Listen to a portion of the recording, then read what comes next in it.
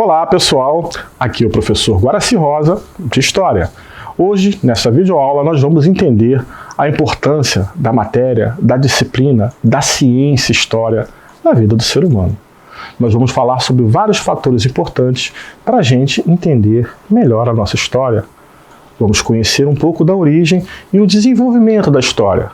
Também vamos identificar diferentes agentes da história. Conhecer o que são fontes históricas. E, claro, vamos analisar períodos da história geral. E, principalmente, vamos analisar os períodos da história do nosso país, a história do Brasil. Ok? Vamos entender a importância da história? Você deve estar se perguntando, por que eu tenho que estudar história? O que é história? Vamos falar um pouquinho sobre isso. A história não é simplesmente a disciplina, a matéria que você está estudando. Ela é uma ciência. E ela estuda o homem e a sua relação, ou melhor, o ser humano, homens e mulheres, e a sua relação no tempo e no espaço. Eu estou falando da época e estou falando dos lugares que esse ser humano vive ou viveu.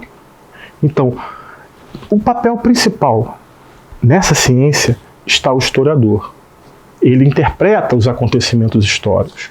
Ele interpreta aquilo que aconteceu nas diversas sociedades. Mas é importante, a história ela não está sozinha nisso. Ela usa outras disciplinas, ela usa outras ciências para ajudá-la. Como assim? A geografia. Lembra lá quando o professor aparece com um mapa, o professor de história te mostrando as grandes navegações, te mostrando várias coisas? Ele está usando a geografia. Opa, ele usa a arqueologia, ele usa a paleontologia. Tudo isso é para quê? Para fazer uma produção de um conhecimento histórico.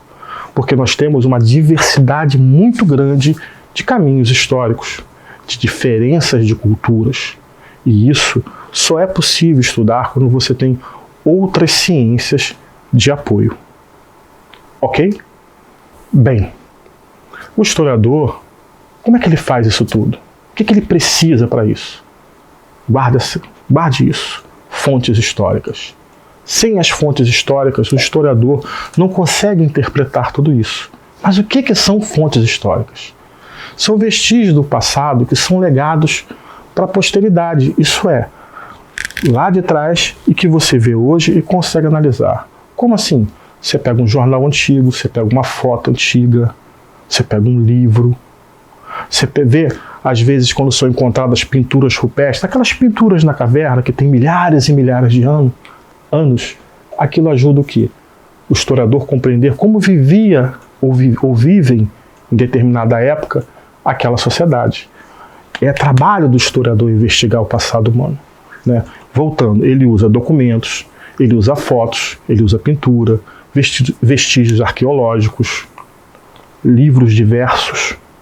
Isso é fonte histórica.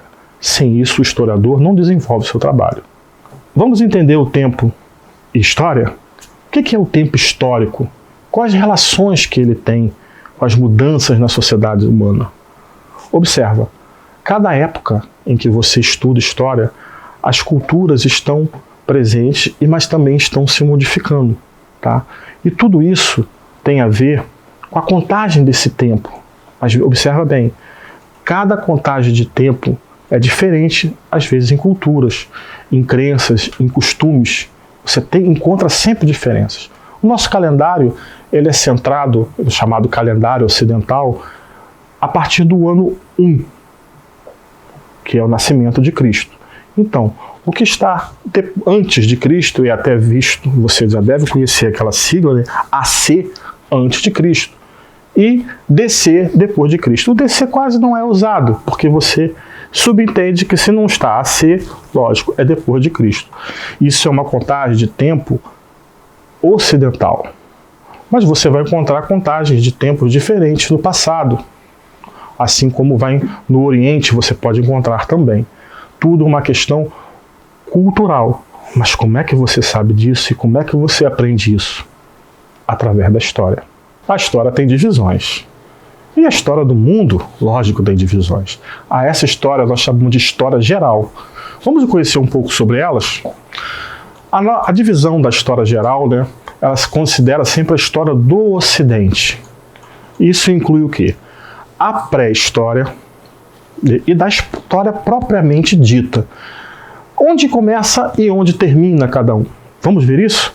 A pré-história você pega desde lá do surgimento das civilizações, tá? Até o período em que você começa a chamada história antiga, também chamada de antiguidade. Lembra lá quando você estuda Grécia, Roma, que você vê nos filmes? Ali é a história antiga, tá ok? Só que a pré-história, ela também tem divisões, tá? É o período paleolítico, neolítico e idade dos metais. Paleolítico, tá? Que é o início de tudo, envolve o período em que o ser humano era coletor, vivia em grupos, tá? O neolítico é a transição, o ser humano começa a se transformar. Antes ele vivia em grupos e era nômade, isso é, ele vivia sempre trocando de lugar. Quando chega no neolítico, ele começa a se fixar. Então, do nomadismo, ele passa para o sedentarismo. Olha, sedentarismo não é aquele cara que não malha nesse nosso caso não, tá? Sedentarismo é quando o ser humano vai fixar no mesmo lugar. Ele não vai ficar pulando de lugar para lugar. Por que ele pulava? Porque ele procurava alimento. Ele não ficava fixo no mesmo lugar. Ele era coletor. Ele colhia o que a natureza oferecia. Então, ele pegava uma fruta, acabou a fruta ali, acabou o alimento ali, acabou a caça ali, ele ia para outro lugar. Só que ele desenvolve a agricultura. Aí, estamos no período neolítico, ele vai se fixar até a chegada da idade dos metais. Na idade dos metais, já transforma tudo, porque ele descobre o ferro, e aí a transformação é muito maior. Mas existe a divisão da história, tá? Que é após essa pré-história, que nós vamos ter, como eu falei anteriormente, a Idade Antiga, a Idade Média, a Idade Moderna e a Idade Contemporânea, também chamada de a Idade ou Tempo Presente, a Idade do Tempo Presente. Bem, você deve estar perguntando, e essa história geral? Onde é que fica o Brasil nessa história geral? O Brasil possui divisões na sua história? Sim. Vamos conhecê-las? Vamos lá. A história do Brasil se divide em períodos. Que períodos são esses? Pré-cabralino, pré-colonial, colonial, imperial e republicano. Vamos entender cada um deles? Olha o primeiro. Pré-cabralino. Nome estranho, né? Cabralino vem de Pedro Álvares Cabral, que chegou aqui quando? Em 1500. Opa, se ele chegou em 1500, o que tinha antes? É justamente quando você vê a palavra pré, que quer dizer antes. Então, antes de Cabral, existiam civilizações aqui. Milhões de índios, centenas de tribos, diversas línguas, culturas. Opa, então esquece aquela ideia que te contaram, lembra? Que Pedro Álvares descobriu o Brasil? Descobrir é quando não tem ninguém, é quando não tem dono. Então eles não descobriram, eles conquistaram, tomaram. Esse é o termo certo. Então, o período pré-cabralino é antes da chegada dos portugueses, antes de Cabral. Opa, Cabral chegou. Aí entra aqui, período pré-colonial. Ele vai de 1500 a 1530.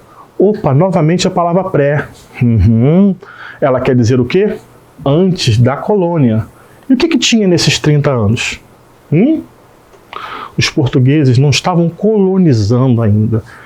Eles chegavam aqui e levavam tudo que tinha ofertado na natureza.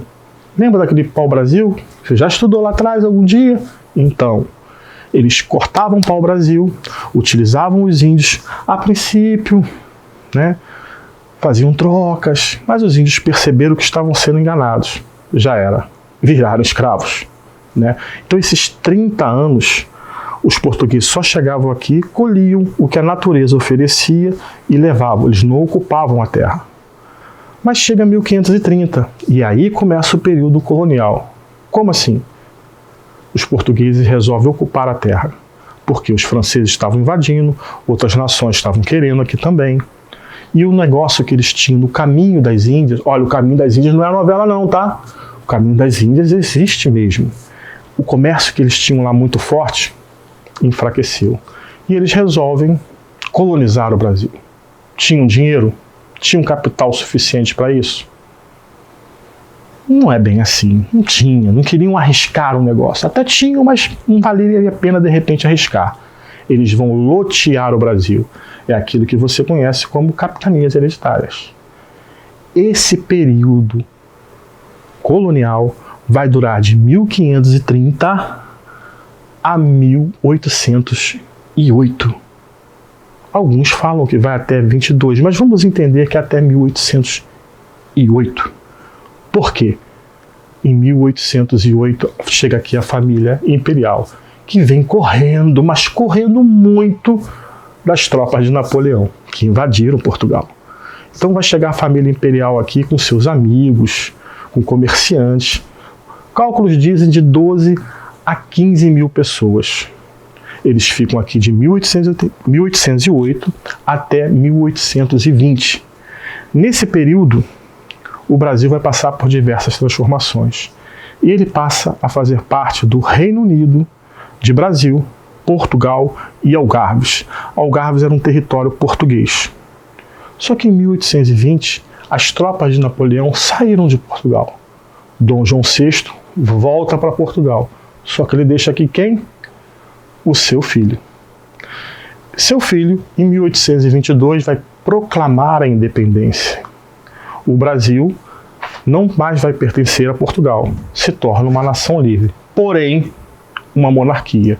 Enquanto todos os outros países que ficarem independentes se transformarem em república, o Brasil vira um império e tem um monarca. Quem é esse monarca? Dom Pedro, que passa a se chamar Dom Pedro I, que ele vai ficar aqui de 1822 a 1830, quando ele volta também para Portugal. Mas ele deixa seu herdeiro, Dom Pedro II. Dom Pedro II só tinha 5 anos. Como é que uma criança de 5 anos vai assumir? Entra no seu lugar, entram, porque foram vários regentes, é o período chamado de regencial, que vai durar até 1840. Aí sim, Dom Pedro II assume e vai governar por 49 anos, até 1889. Esse período de 1822 a 1830 é o primeiro reinado. Em 1840 até 1889, segundo reinado. A esse período todo nós chamamos de período imperial. Mas ainda falta um período, que é o republicano. Em 1889, o imperador Dom Pedro II é deposto do poder através de um golpe militar e assume quem? General, ou melhor, Marechal Deodoro da Fonseca. Ali começa a república, você tem um presidente. Essa república dura até hoje.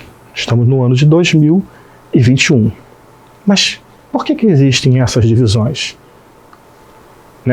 Ela leva em conta vários fatores, vários períodos. É para você entender as nossas divisões, nosso sistema político e a organização do nosso território. O Brasil, hoje você vê toda a divisão em unidades federativas, que são os estados, mas nem sempre esses estados têm o tamanho que tiveram o tamanho que tem hoje.